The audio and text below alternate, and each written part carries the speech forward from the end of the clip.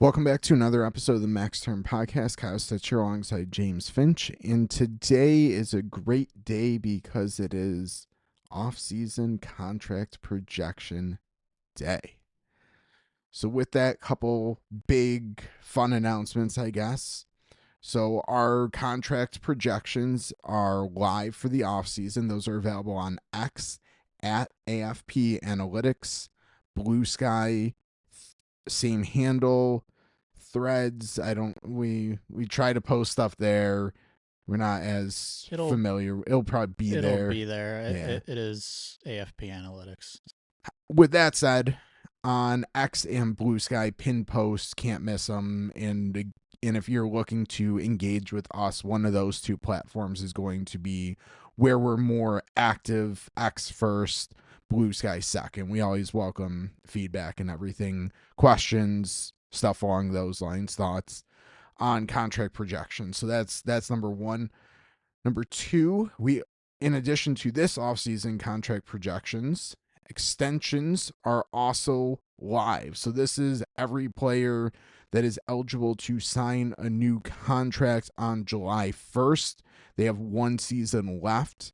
So the Connor McDavids of the world, the Jack Eichels of the world, we're not necessarily going to get into them in this episode. We will certainly do a future episode on them, but those are also live again in the same. I think we're going to be doing them in the same sheet. We're finalizing those as we're kind of recording this. So I think they'll be in the same sheet, but if not, you'll be able to find them from following the pin post or something along those lines. And finally, we are, I guess, pleased to announce. I don't know what the term is, but we're going to launch a tip jar for ourselves. We're using Buy Me a Coffee, AFP Analytics on there. You can find it, of course, on X app and Blue Sky in our link tree as well. And this is more of us just, hey, if you appreciate our work, we really would appreciate, showing some support. We do put a lot of time in, but we're also not looking to put any of our contract projections behind like a paywall or anything like this. So if you support us, that goes even farther to us being able to absolutely keep them publicly available and everything along those lines. And with that, we're going to kind of donate a portion of all the proceeds that we get to the Rochester Veterinary Emergency Services. I was supposed to have that up. Rochester Emergency Veterinary Services. Hey, I got it right. It's the only after hours vet service in the Rochester area, and both of us having pets, important for us to be able to have access to those services if we ever need that after hours. So that's something that's important to both of us. If you'd like to donate to them, I mean, we're not going to say no to that either. So appreciate that. And I think that's kind of it. Again, just want to emphasize, just because we're putting up like something to monetize something, it's more if you feel that you appreciate our services and would like to show us some appreciation, we appreciate it. But at the same point, we want to be very clear, we have no intentions anytime soon, anytime in the future, to put like our projections behind a paywall, unless someone wants to give us like $100,000, and then maybe we'll Right. consider. Yeah, I think, and to just reiterate it, use a different word. There's no expectation that like anyone is for sure giving us money, donating money. It's not for any specific service. Everything that we've been doing, again, is still out there, free, able to access publicly. Nothing is changing in that regard. We're not going to like gatekeep with it either. Like, oh, you ask us for like a graphic or like where we see this one player, we're not going to look to see if you've donated to Yeah, us or no. whatever, or I shouldn't say donated, but tipped us, or Right. I don't know the Yeah. best term, but we're certainly not using it to gatekeep or anything. There is a chance maybe in the future we do have like some slightly more premium content we put behind there, but that would be above and beyond the contract projections, so that might Yes. go behind like a small paywall. But Everything again, you're getting now is you're still getting. yes, yeah, yeah. So that's out there, available on our link tree. We do appreciate if you do. We thank you in advance for your contribution to our work. And again, we're not going to sit here on every episode by any means, and we're not sitting here begging for donation. Keep saying donations, Tips. Well, because contributions. part of it is we are wanting to. Donate some of it, yes. So I mean yeah, it's tips, but yeah, donations too. So, anyways, without further ado, I guess this episode is on our contract projections, unrestricted free agents, kind of the overview of the marketplace landscape, how we got to things, stuff along those lines.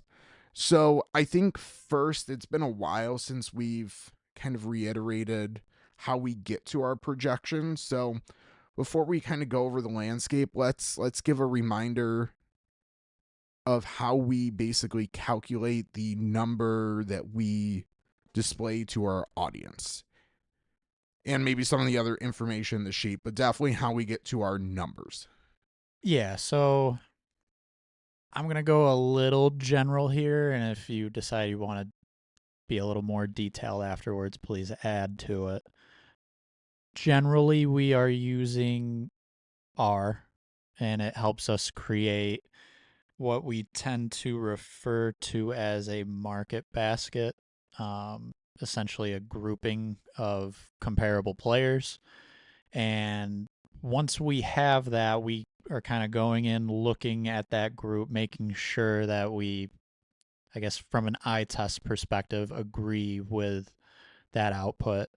Um, and the way we're getting to an actual contract number is not based off of the AAVs of those players, but the cap hit percentage, which I think is one of the main things we want to make sure we drive home right now, at the beginning of this episode, is a lot of the contract comps that we're using to drive these projections.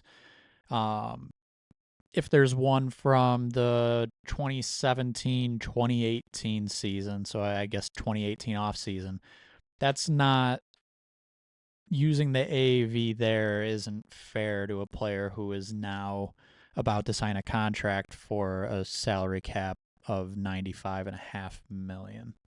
So using the cap hit percentage, how much that contract took up at the start of the contract, or how much of the cap it took up, that's how we are truly getting to these projections, and then converting that percentage with, again, the 95.5 salary cap for the upcoming season. Yeah, I think that's usually how I kind of sum it up in anyone who kind of asks for a quick overview. Market basket is kind of the key word. We're looking for players that could have that probably a little bit higher ceiling, but not like unobtainable for the player that we're assessing. Kind of where a player that can establish a floor Yep. for the current player, and then we're kind of trying to focus in on those in the middle as well.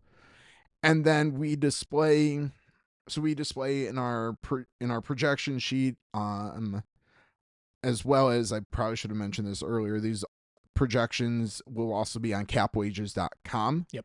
Where you can kind of use them to armchair GM, look at team future outlooks. All those features are available there. Might need to be a premium subscriber for the armchair GM feature.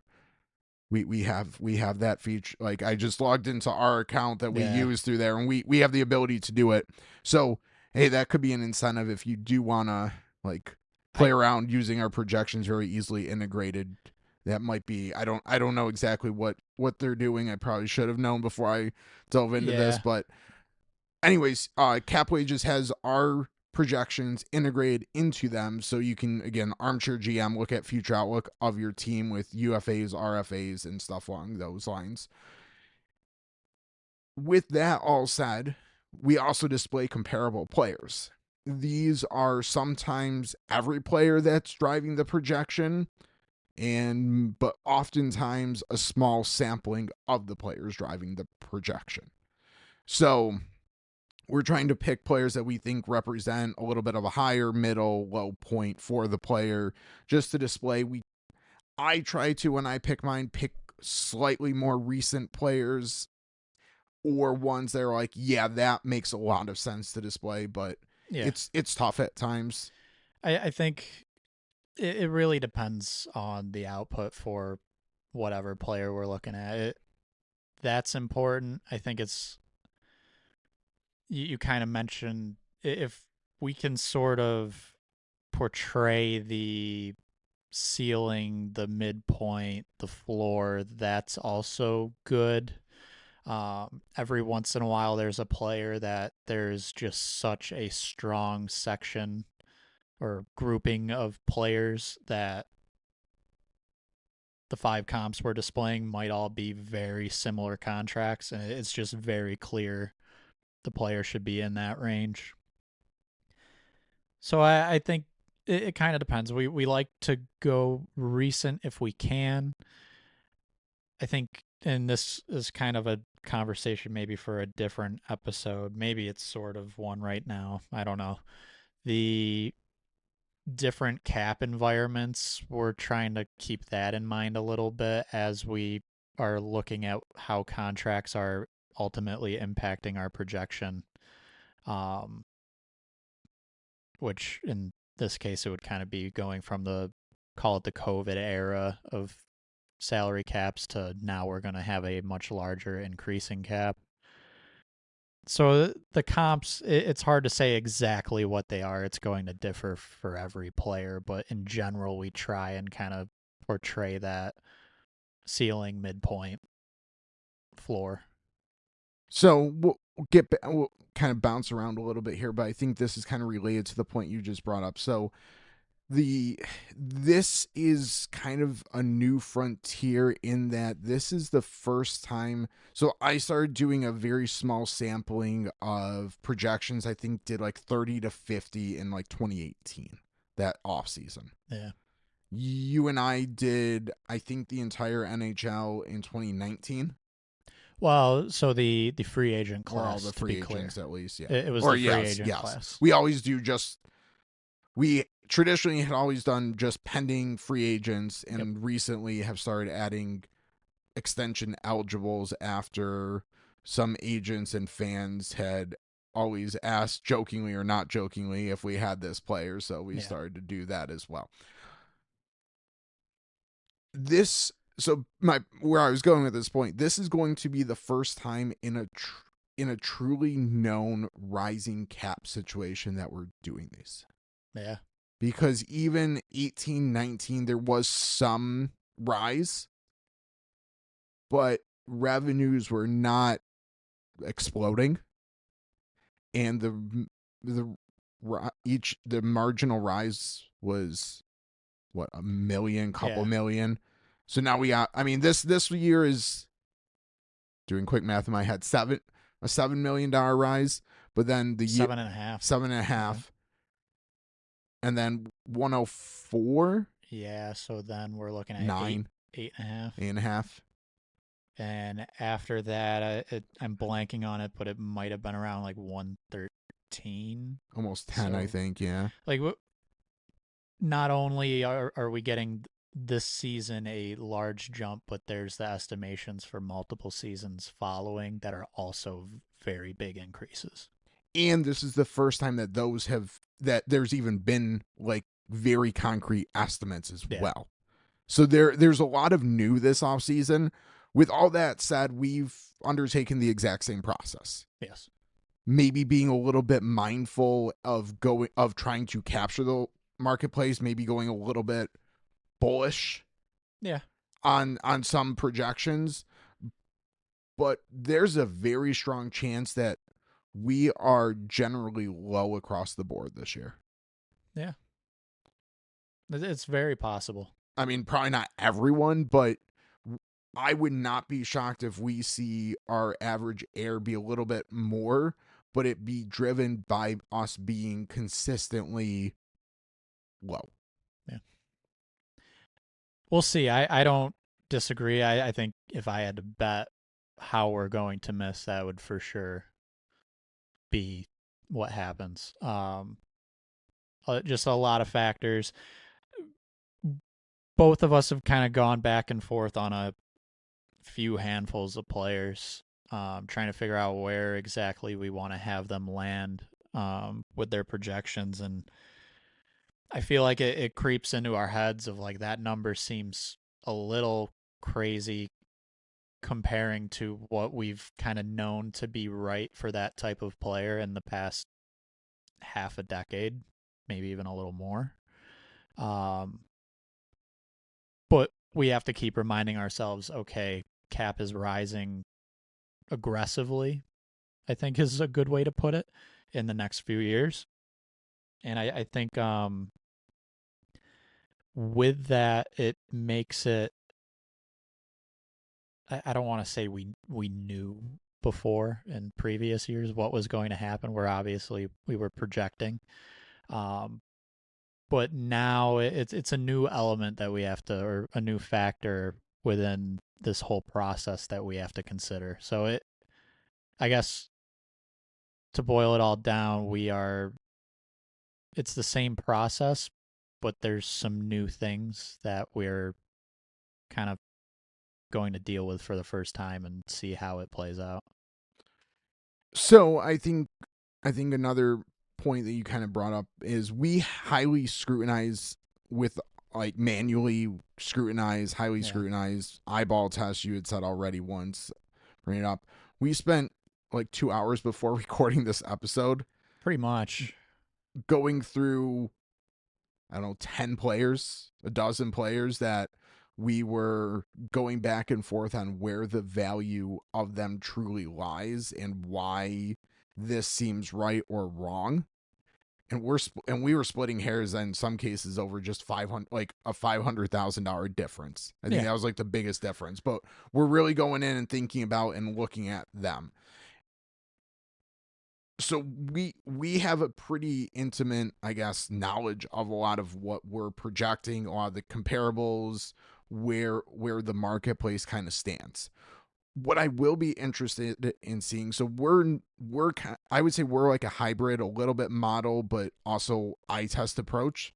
Other projections out there that are solely model based.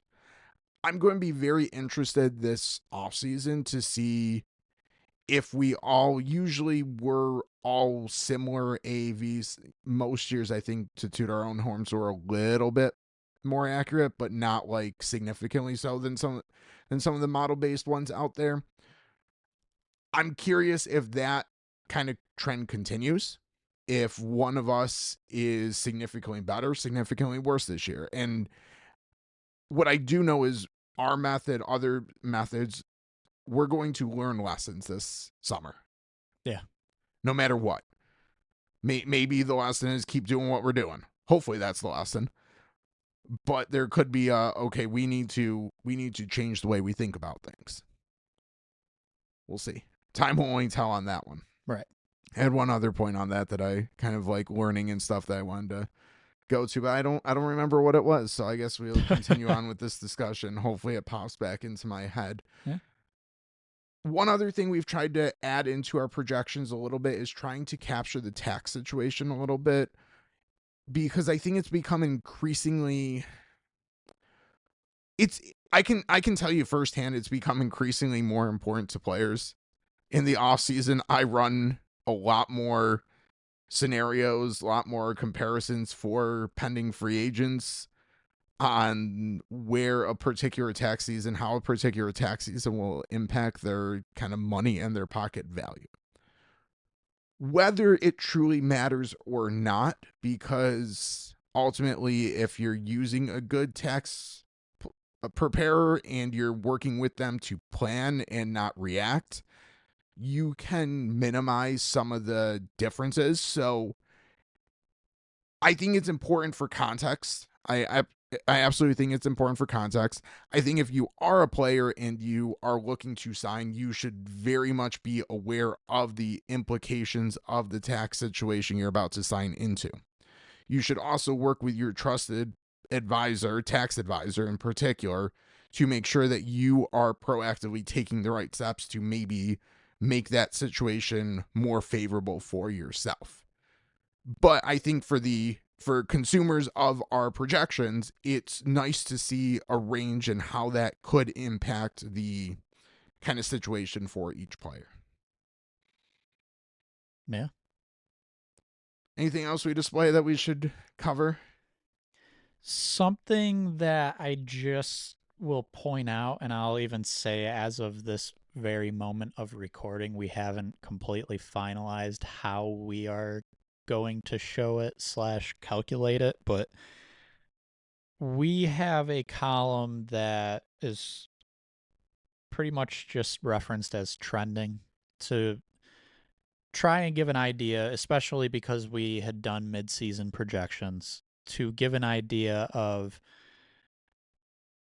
pretty much how is a player trending. Is he trending up, down? Is the contract value relatively similar?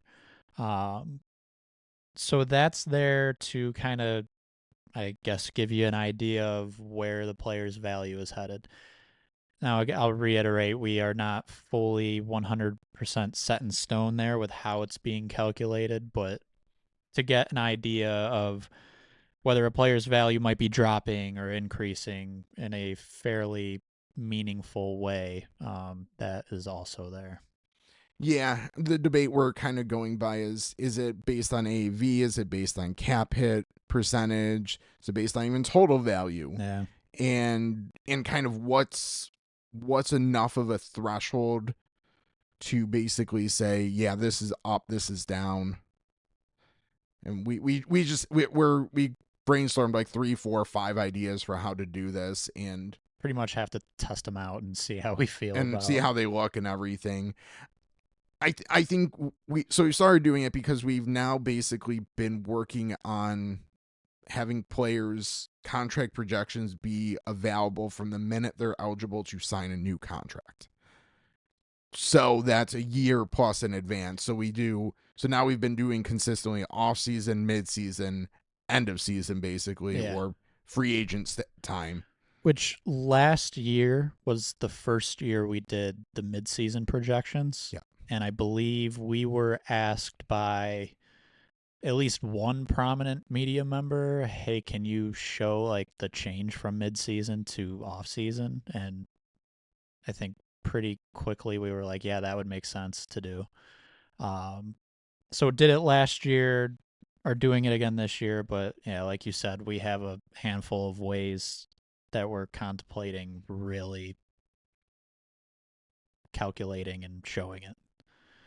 One last thing, it's not new this year, but just to point out that as players sign contracts, we do update the sheet with the actual contract alongside the projected, so you can kind of see the differences, or maybe there is no difference. Maybe we're almost identical. We hope that's the case and can give you good projections, but you will essentially be able to see the difference between projected and actual as players sign.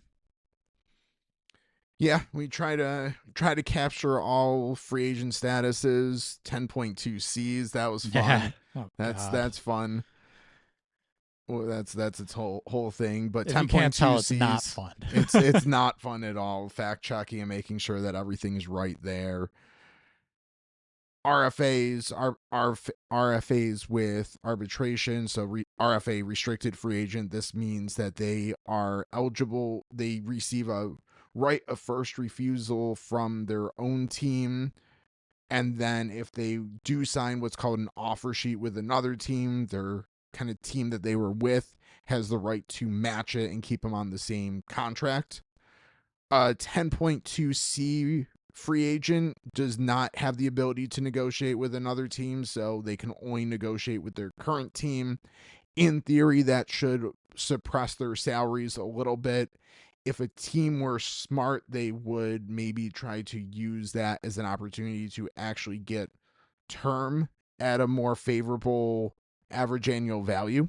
That is how I would use that leverage, not hardball to get a low 1 year deal, Yep. but try to kind of extract a little future value from that contract. Then you have restricted free agents with arbitration rights. This means they have the opportunity to present a case for their desired salary to an independent mediator arbitrator. And the arbitrator will listen to the case from the team and the player and make a judgment. And that's where the player's salary is set.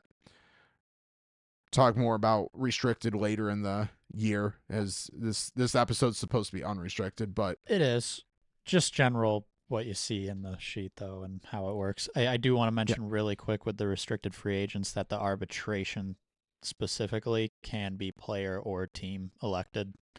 yeah. But we will get much more in detail in that when we talk about all the RFAs. So this is, like you said, the UFA episode. So it Overview in UFA, is yeah. probably time we ran through the sheet, everything that's in there, that we actually dive into some of the Yeah. projections. So, so this, as we said, will be unrestricted free agent. This means that they are free to sign with any team.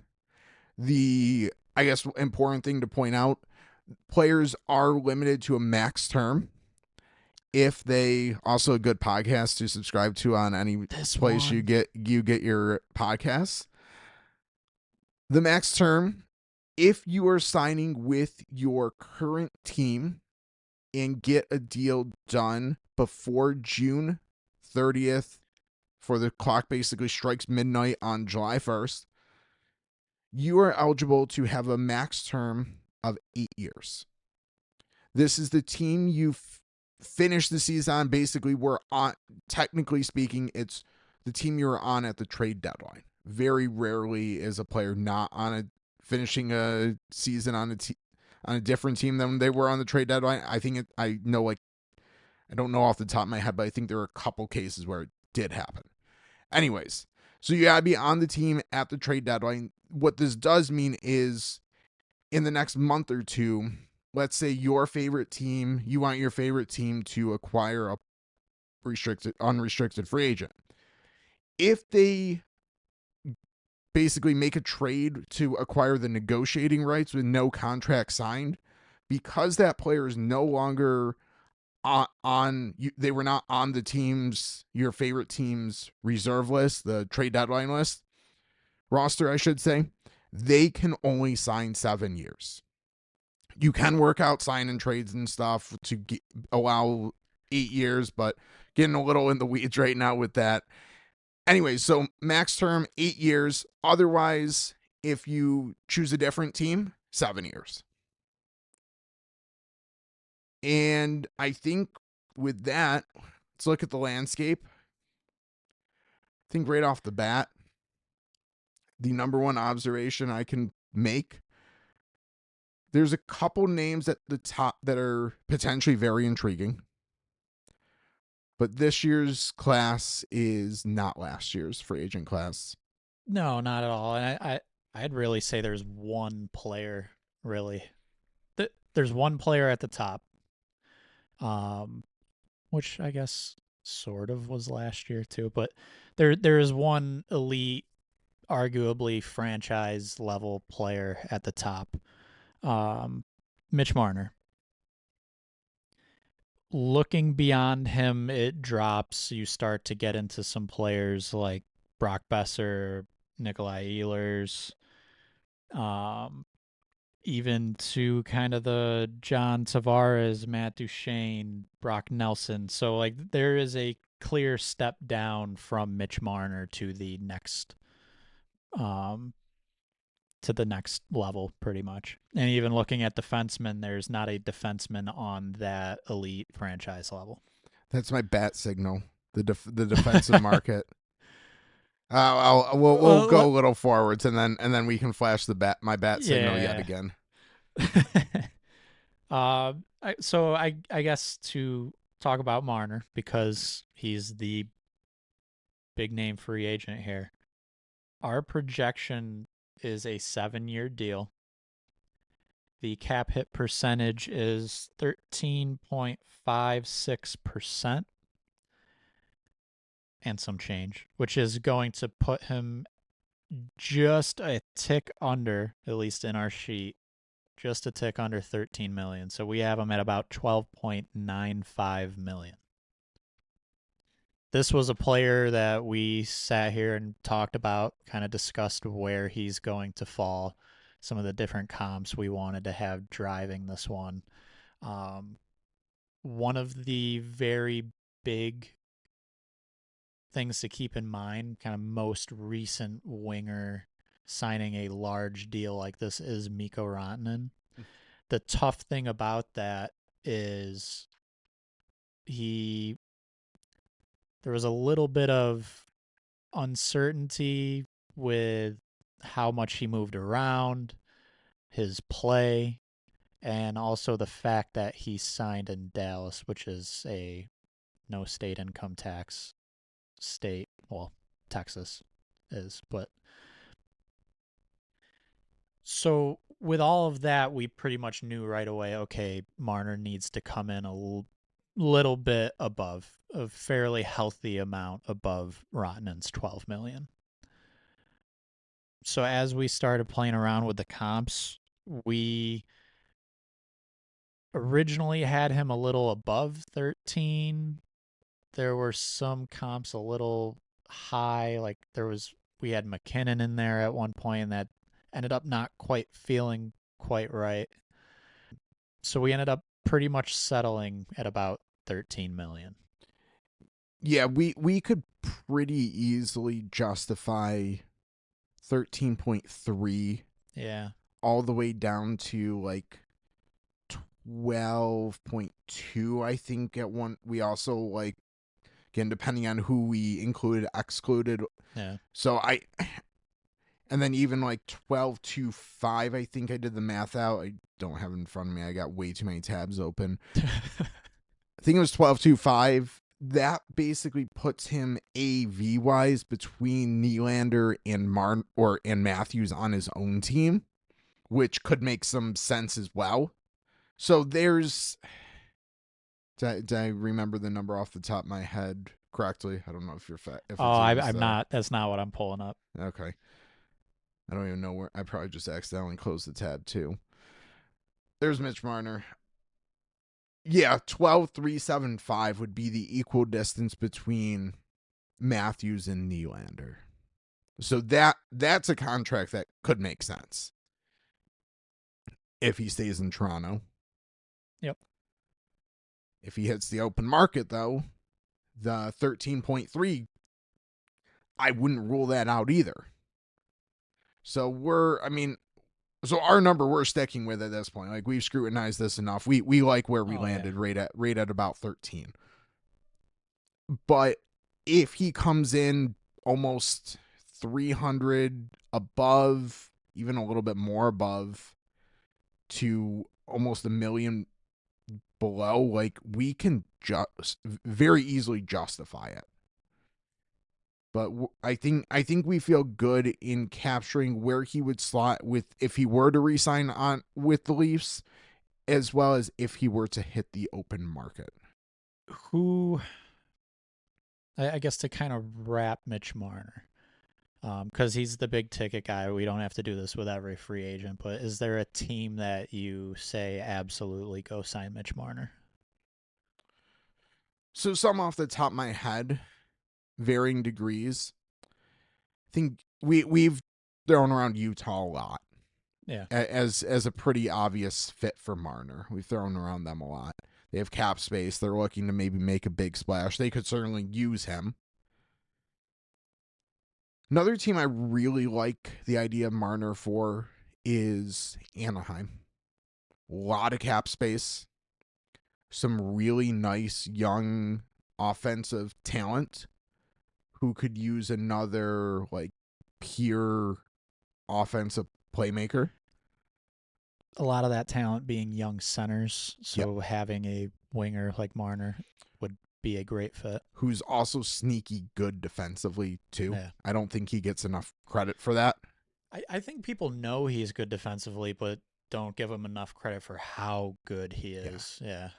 So I like Anaheim. They also have a ton of cap space. Chicago, at some point maybe should dip in and try to do something like that. I don't think that's ultimately what happens, but to get him for Bedard's wing might be a necessary move. I've jokingly thrown out a couple times, but Buffalo makes some sense, especially if he wants to stay close to home, but the Toronto ship has kind of sailed, and he can always live with his favorite athlete of all time, Josh Allen, Yep. or maybe be next door neighbors to Josh Allen. Yeah. Yeah. So I think those would be my teams. Utah and Anaheim probably would, to me, make the most sense. And then after that, Buffalo, Chicago, I don't expect to happen, but maybe it should happen. Those I'm teams maybe should make it happen, I should say. I'm gonna add one team, and I'm more going to ask you about the fit because I've heard you mention it in the past. Carolina. I liked that as an idea for a Rantanen trade. I don't know if I see it a long time. So Carolina has cap space. Yep. They could certainly use offensive playmakers. I kind of like Besser a little bit more as a fit for Carolina for pure goal scoring purposes. Okay. I'm not saying like if Carolina wants to pay Marner and Marner signs there, I'd say that's a good fit. Like fine. I don't know. It might not be. I might will get Sylvester shortly what we have him projected at, but if I'm Carolina, I think I'd rather spend on Besser and get a defense, like a Yeah. better defenseman or something, or another good forward, opposed to having to fill out with, I don't know, with a little bit cheaper or something, or a younger player on a entry level contract, something like that. Don't hate it though. I think where I could see Carolina talking themselves into doing that is, and albeit this was a short or small sample size, but with Rantanen not quite clicking in Carolina and kind of the style of Rantanen and Marner bringing that much better defensive game might fit Carolina's game a bit better. I agree they could go for someone who is more of a goal scorer, but maybe they are hesitant to bring in someone that might not quite fit that system. Yeah, Maybe. yeah. I don't know for sure, but that's where I think Marner could be intriguing for them is stylistically and what he's good at would seem to fit well. A line of Aho, Jarvis, and Marner would just be. Oh, I would hate to. I would Yeah. hate to play that. Yeah. Like that would just be relentless defensively, but then so much skill and playmaking offensively too. Again, I can talk myself Yeah, no, into I it, know, but yeah. I think from just a like asset cap allocation standpoint, if I'm Carolina, I might look elsewhere. One of the next couple names I think would be maybe a little bit more of a target for me than Marner if I'm Carolina. Yeah, so we'll go right to Brock Besser. So he's the number 2 free agent on our list, at least from a AAV cap hit percentage standpoint. So Brock Besser, this was also an interesting, probably more of an interesting one as far as how we got to the number. We spent a long time. We did. So you mentioned at the beginning of the episode we looked at like 10-ish names over 2 hours. It was probably more closer to like an hour and a half. Yeah.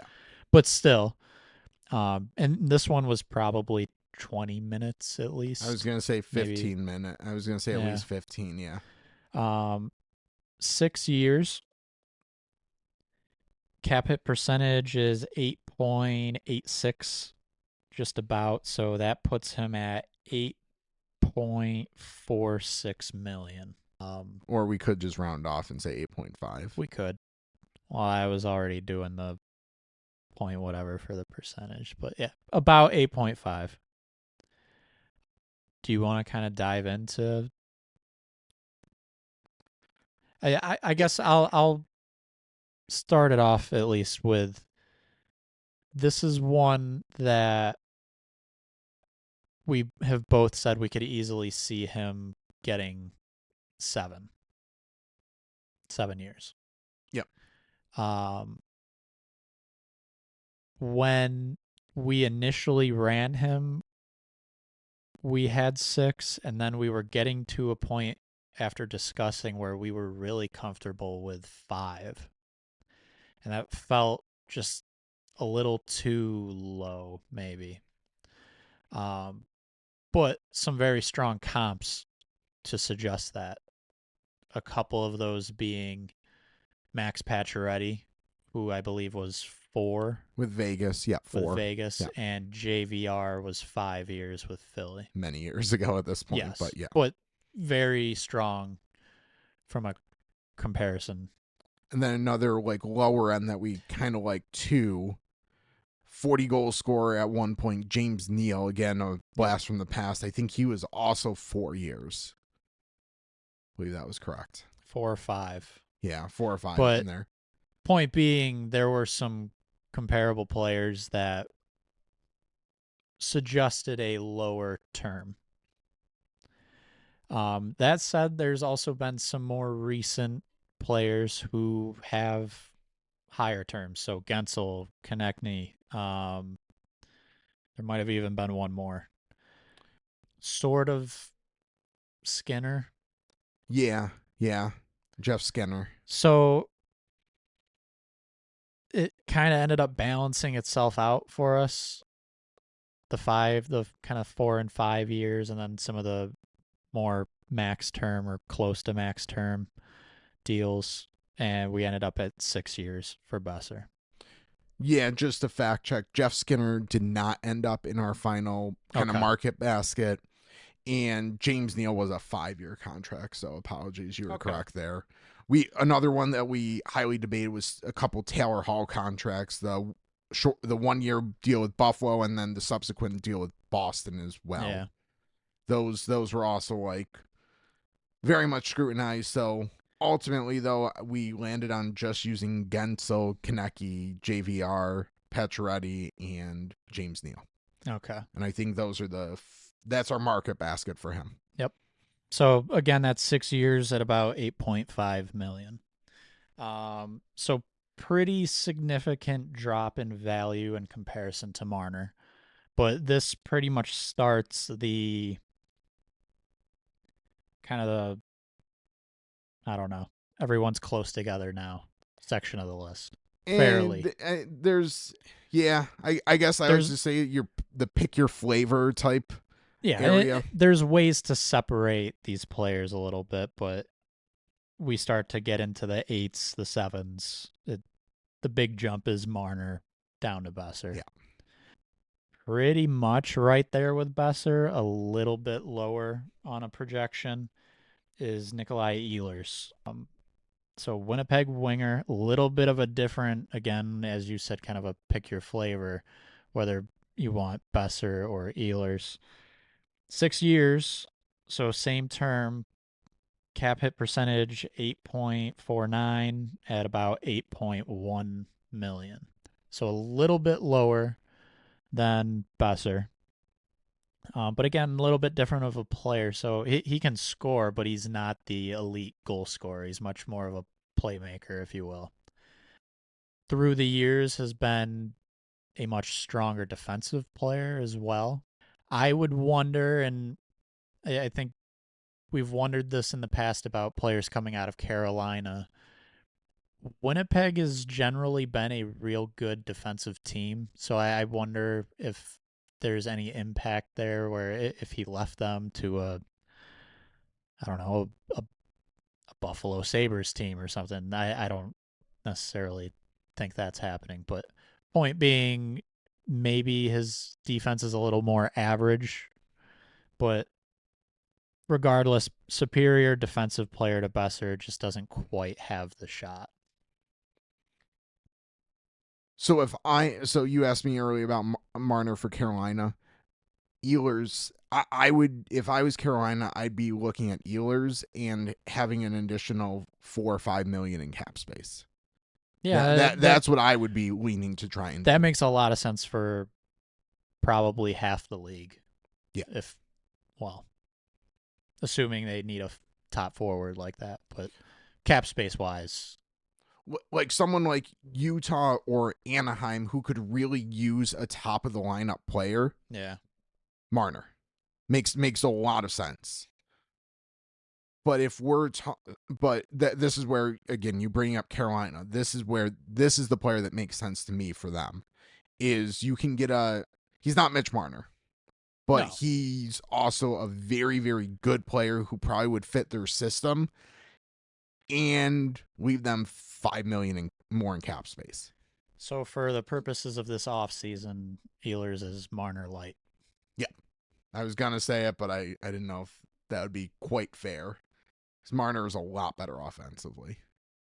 Yeah, but I guess if you kind of take back everything that's good about Marner a little bit, Yeah, it's Ehlers. yeah. The one thing I will say to counter your Carolina point is Carolina traded for Rotten and tried to sign him. So I know you think maybe that's what they should do, but I wonder if they think they should go big game hunting still. Well, or were they looking someone stylistically like Rantanen, and actually that's a little bit more Besser? I don't know. Yeah, maybe. I don't know. Good There's point. Good point. there's lots of ways to kind of interpret that. I That's mean, true. because they went for Gensel the previous offseason, and then or previous trade deadline, then Rantanen. So like Besser is more in that mold than a Marner or Ehlers. True. But we'll see. Which is them identifying goal scoring. Yeah. Speaking of goal scoring, kind of moving to the fourth player on our list here, John Tavares. Yeah, I think Tavares. I think I want to have him in discussion with the next two forwards as well. Okay. Matt Duchene, Brock Nelson, veteran. So Tavares is less of a center at this point. But He's still there. I was going to throw a Fringe. big but in there. A team probably could sign him to play like second line center Yes. and probably be okay. It's pretty much happening with Toronto. Yeah. And it would work out better than like Stamkos and Nashville playing center. Yes. Absolutely. So Tavares maybe in an ideal situation is playing wing, but you might be able to get another year or two out of him at center. Does it happen with Toronto? So we have him 3 years at about 7.9 million, which is it's a drop down from what he's currently at. Yeah.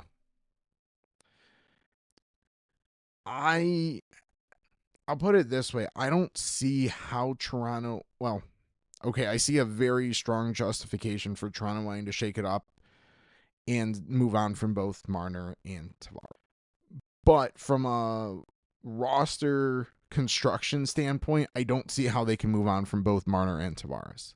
Yeah. That leaves too many important roles to fill. And looking at this list and knowing what trade assets they have, I don't know how they can fill both of those. Yeah. So if Marner goes, which I think's the more likely thing, especially considering Toronto seemingly was willing to trade him at the trade deadline, I think Tavares ultimately is back. And if he stays, I wouldn't be shocked if he comes in a little bit below where we're at. I could see like 7.5.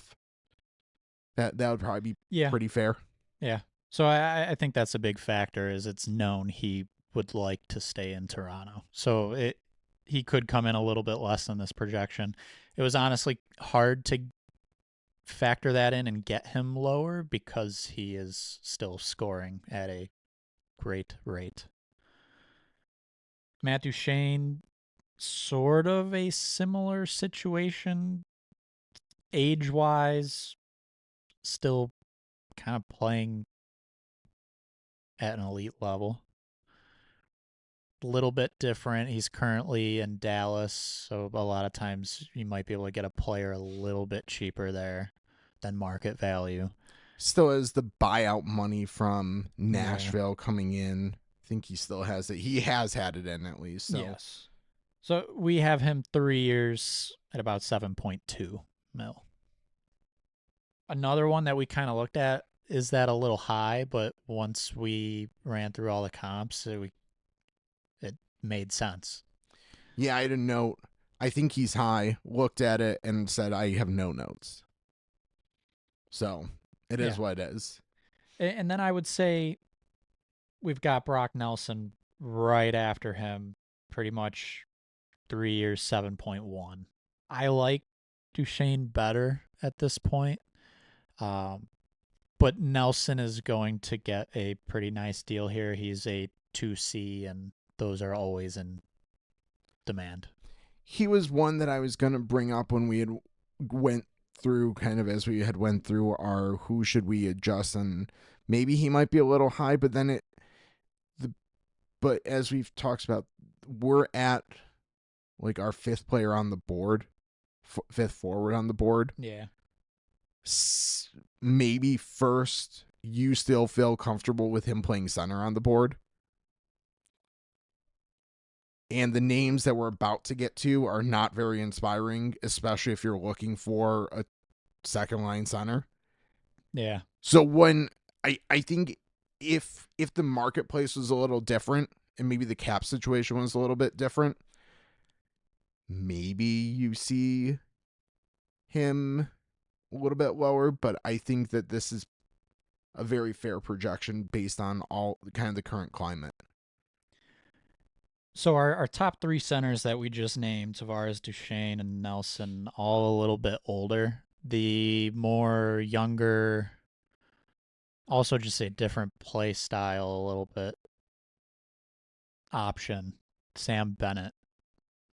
Another interesting one because, like we've seen in the recent years, he could be one of the guys that re-ups in Florida at a fairly discounted rate. We have him at 6 years, about 6.6 million.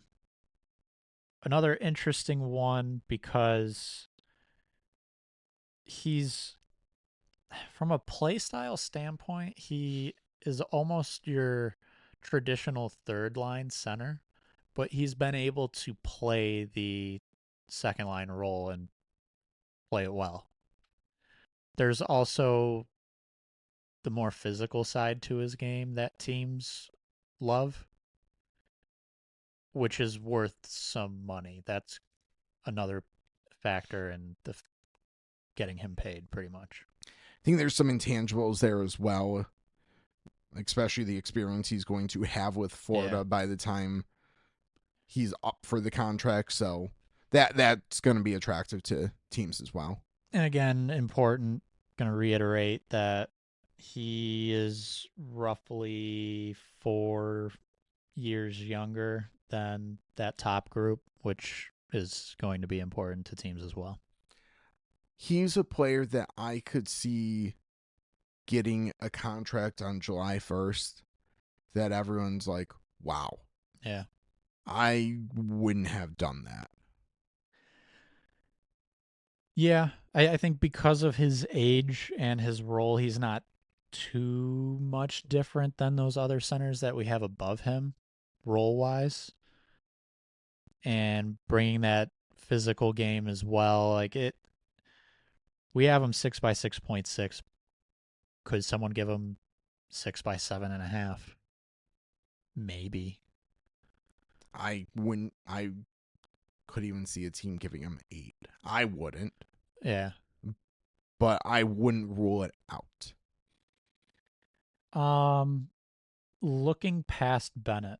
Real quickly, I remembered the point that I was going to make earlier, much earlier in this episode, in the current climate, because I think that this is another important consideration for kind of how teams might operate. So I think teams have gotten a taste of what it's like to operate with minimal cap space. Are they going to be okay and comfortable now that they've gotten that taste of continuing to do it and therefore spending more towards the top of the cap? Or are they going to have learned we don't like that feeling? We would like to be able to leave a little bit of space to make a trade deadline move or some in season acquisitions and maybe be a little bit less willing to spend to the cap. So the Panthers could be a perfect example with Bennett, for example, or we'll get to Aaron Ekblad in a little while. Does them maybe knowing what it could and does and could look like versus not spending to the cap impact how they approach those two contracts in particular?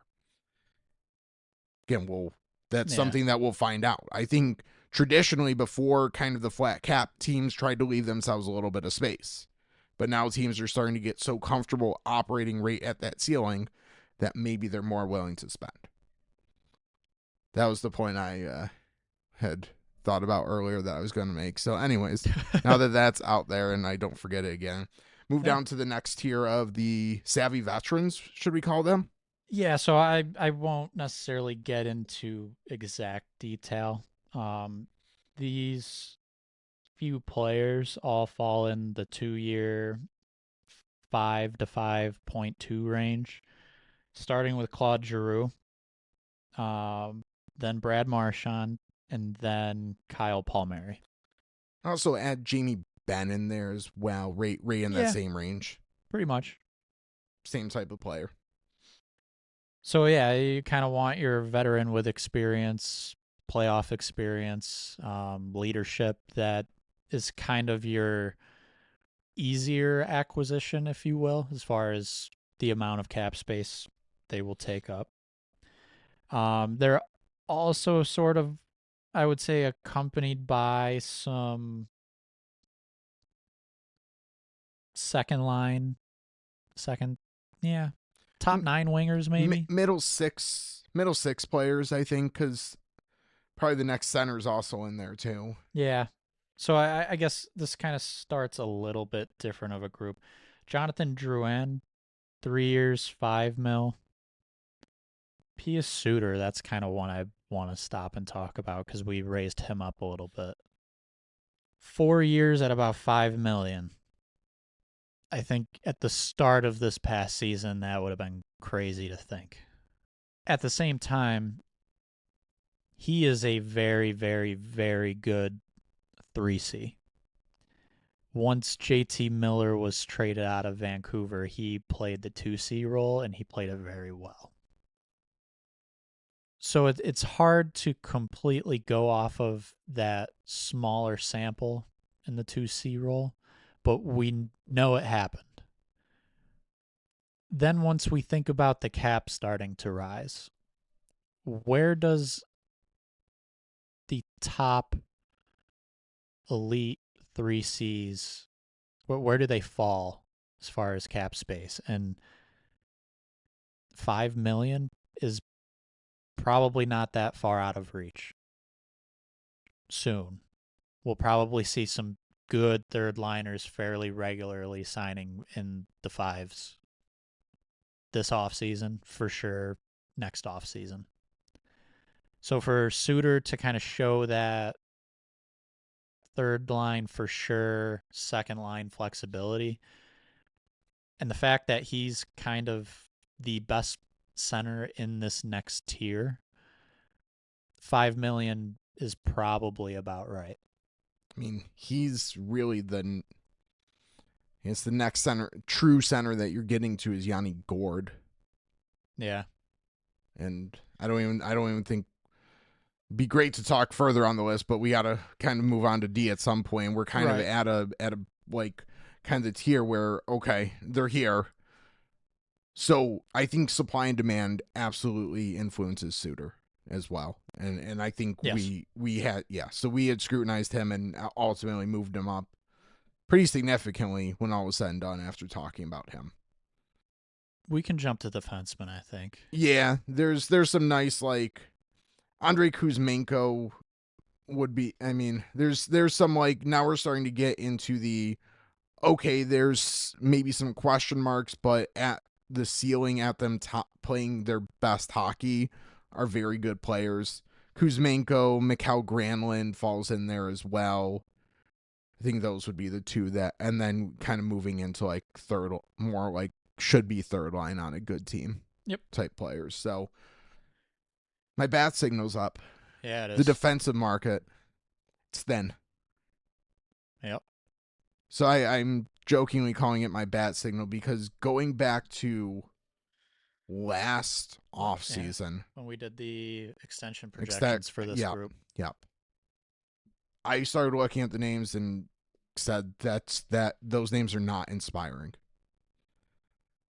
And as each of them ended up signing extensions, I continued to say that this is less and less inspiring. And here we are. If you need a right shot D, good luck. Good luck. If you need a left shot D, also good luck, but there's probably a few more names potentially available. I think the big question I have is right at the top. So contract projection wise, we have Aaron Ekblad as our highest valued defenseman. I'm not. So part of the reason I kept saying the D market's thin is he's a name I never expected to actually hit the unrestricted free agent market. Which, to be clear, it's still possible he might not. Yes. The fact that Florida went out and traded for Seth Jones, though, makes it a little bit more likely now that maybe he hits it. Because before, if they had lost him, like, it was bad. And again, there's no one to replace him with on the market. So he's our top projected defenseman. I think if he does hit the open market, he will. He probably touches 8 million. Very close. We have 7 by 7.8. Yeah. But I would not be shocked if he touches 8 million. I wouldn't be either. Be a little bit surprised if he touches the Chikrin contract. Right, but that Chikrin contract is a big part of why we could see Ekblad a little bit north of our projection. Plus the whole supply and demand thing, which again will get a little bit more is part of why Chikrin got what he got. Yep. So next up, very close. I think the only difference really is right shot versus left shot. Vladislav Gavrikov, elite defenseman, stay-at-home defenseman, however you want to talk about, whatever phrase you like there. He would be my target, I think. Yes, I agree. Safer play style. I would say safer play style. Because it's a lot of his value is pretty much driven by the strong defensive play. It's not about quickness, anything. Well, I guess in a way it is a little bit, but that feels a little safer than banking on Ekblad, who has shown some signs of decline. Yeah. Although, according to the broadcast about a week ago at this point, I think he's in the best shape of his life after his 20-game suspension. Something like that was the phrase. That was the phrase, and it was just very, I don't know, it probably flew over a lot of people's heads who they just weren't thinking about it, or maybe they don't even know about that suspension. They're just a casual fan, but I picked that up. It was not, I don't know. It was bad, in my opinion, but anyways, so Gavrikov, elite defensive defenseman, I think ate up a lot of minutes per game, which also kind of helps drive his value up here. Like one high-end comp that we settled on, completely different player, but also the exact same player, Jared Spurgeon. Yeah, if you look at his bio, very different. Very, very different. Ultimately similar impacts defensively. Yeah. and his contract, what came out to basically the Chikrin contract Just under. on if we factor in the current cap situation. One, I think Yeah. Spurgeon's was 7 years versus Chikrin's 8. Yep. And then Spurgeon was at about, if we convert the cap hit to now, about 8.9, which is just under the 9 mil for Chikrin. So if Gavrikov pushes 9 million, can point to two comps that make sense: Chikrin and Spurgeon. Yep. I mean, I'd probably take Gavrikov's defensive game over Chikrin. I think Yes. Chikrin's got more overall well-rounded game, but There's for sure more offensive upside there. I think there's an absolute argument to be made that he should approach Chikrin. We're not projecting he does, but if a team looks at the thin market and says, he's our guy, he's the best we're going to get, we're going to have cap space, let's do it. Yep. That's a name I wonder if Buffalo looks at. I know left shot, but he would be very ideal for an Owen Power Rasmus Dahlin. I would say even like it is left shot, and we've been focusing on find the right shot D for Buffalo, but as long as someone's comfortable on the right side, you're fine. And at least at times, Dahlin has been. Even at times, Power has been. Um, I think it's something they have to at least consider. Anyways, next up, start to work our way down a little bit group wise. This is probably names that are benefiting a little bit from a thin market. Ivan Provorov, Dmitry Orlov, and then there's 40-year-old Brent Burns who knows what he's going to decide to do. I mean, he's still playing good hockey. Let's be clear there. Yes. But when you start pushing the age he has not won a Stanley Cup. You have to wonder if he ends up going to like the Panthers on like a 1-by-1 deal. Yeah. It's very possible. So to be clear, we have him 1/5.3. He value-wise is still a very good defenseman. It's just he's 40. Yeah. But I 100% absolutely agree. Toss out the top contenders that are always in it. Does he play bottom pair minutes for Colorado? Does he sign with Florida? Vegas popped in my head, but they don't have space. But just think of the space as far as on their defensive group. Dallas Stars. Dallas Stars would actually be a pretty interesting fit. So just think of the top playoff teams, and if he leaves Carolina, it's most likely either to retire or it's to play for a cup contender, not a playoff contender, but a cup contender. Or he wants a massive payday. And, yeah, maybe. You never know. And signs like a 1-year, $8 million deal. Yeah. Like that's very much in the realm of possibilities. That's what I was going to say with Buffalo, Anaheim, Chicago. Yeah. All those teams. Yeah. So a good option still. Just you also have to be willing to take a little bit of risk there that if he's who you're banking on, he's a 40-year-old defenseman. Yeah. I think where it gets uncomfortable is the Provorov Orlov. We have a pretty significant gap, Provorov to Orlov, but Orlov could ultimately benefit from he's the best there is. Let's give him some money to make sure he comes here.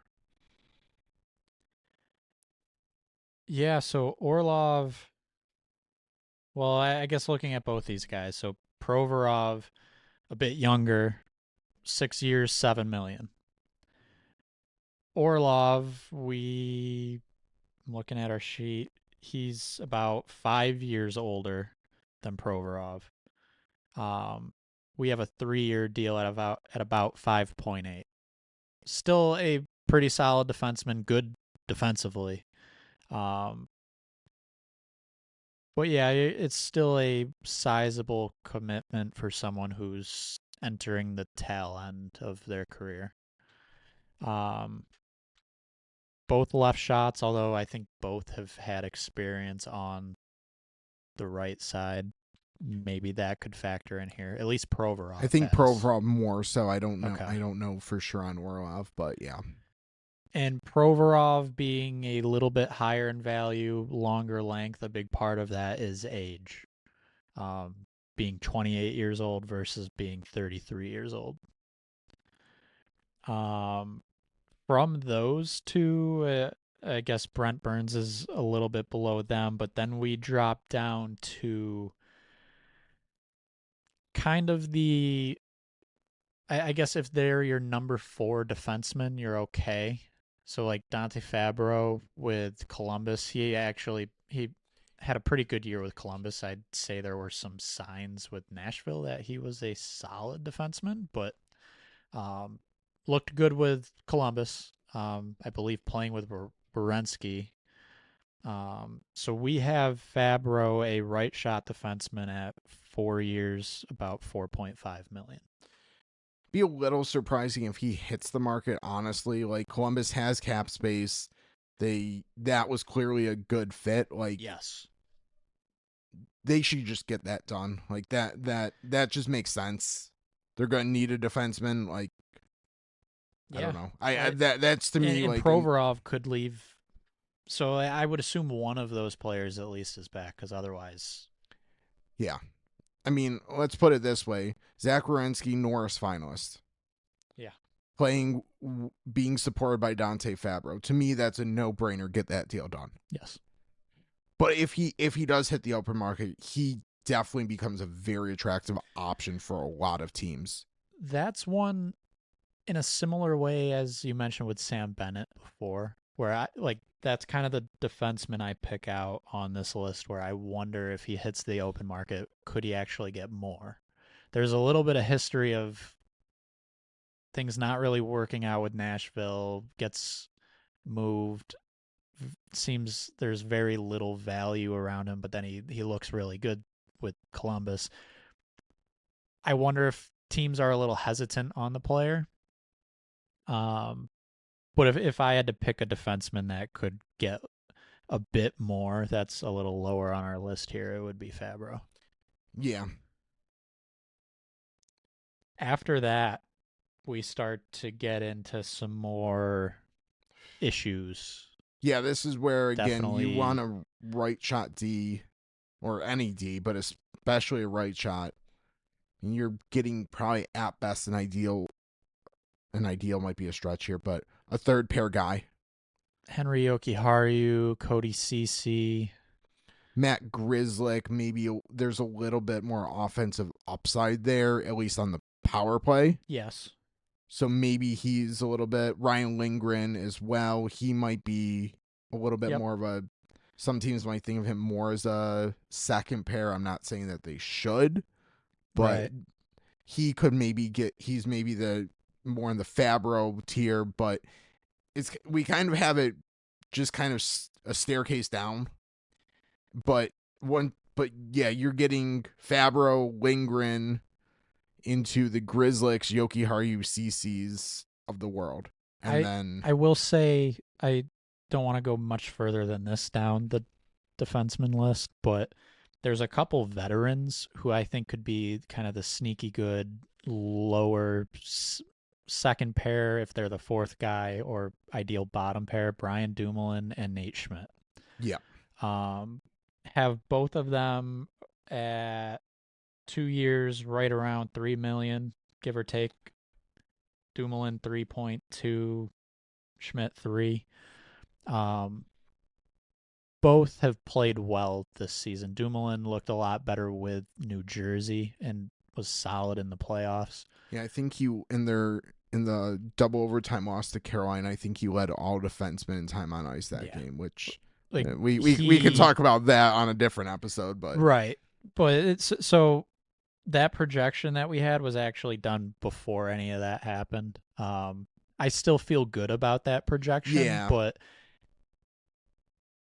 people always say veteran defenseman leadership has won multiple cups. Like maybe he gets bumped up a little bit, but that's kind of contract wise a lower tier than some of the names we mentioned that we're very unsure about. It might be smart for teams to play it safe and sign a 2-year deal with Dumoulin, Nate Schmidt. Yep. Goalies, Jake Allen, and we're done. Pretty much, yeah. Not a whole lot out there. Really, and no disrespect to Jake Allen, there's not a clear starter out there. I think this might be a little bit of a stretch. Maybe you could put him in like a 1A role. I think ideally 1B. He can be a good 1B. He was this year. Maybe even more of a split goalie this year. He was very solid for New Jersey. So that's kind of the attractive goalie name that's out there. And then if you're a bad team or you're looking to tank and you want a goalie who can play, has proven they can play a lot of games, but it might not go very well. Oh, do you have a list for them? You look at Ilya Samsonov, Alex Gorgiev, Alex Lyon had a little bit bigger of a role. Yeah, I don't think that's fair to Alex Lyon to include him there. That's true. You're missing your other guy too. Maybe not a here starter, but backup for sure. Yeah, Dan Vladar. I doubt any of them would ever listen to us, but yeah, improve your play. There's definitely mostly backups on the free agent market. So I would expect Jake Allen, who we have at 2 years. Where'd he go? I scrolled down too far. 2 years, 3.5. Yeah. I would expect him to pretty much get that. He could get more. He could get more because of the supply demand. Yeah. Trade market is really where things are going to have to happen. If your favorite team needs a good goalie, once Jake Allen's gone, you better hope they're making a trade. And even then, I don't know how many trade guys will be out there, but that's another episode. Yeah, it is. Next episode will be RFAs, though. Yes. Maybe extensions, depending on how that goes. But I think next couple episodes, we're going to just continue through talking about contract projections. So hopefully you enjoy that. If not, I guess we'll be seeing you in a few more weeks, or I guess you'll be hearing us in a few more weeks. Really quick, just to finish up, we know you heard this all at the beginning, but these can all be found on X, on Blue Sky. You can also find projections on capwages.com. They're a nice partner for us to have. There is a new tip jar type thing on X in our link tree. Buymeacoffee.com, AFP Analytics. Nothing is behind a paywall. You don't have to pay us any money, but if you would like to show us some support, feel free to tip us, and we will actually be donating a little bit of that to a local 24/7 or after hours veterinary service. Yeah, after hours actually. I think is what. Yeah, I think that's what they. It is after hours. Yeah, but veterinary service. We only, both only have one some in the pets, area. Yep. So we would very much appreciate that. Yep. Appreciate you listening as well. Max Stern Podcast available on pretty much all major podcast platforms. You ran through all the other social links, and hope to talk to you next time for the RFAs.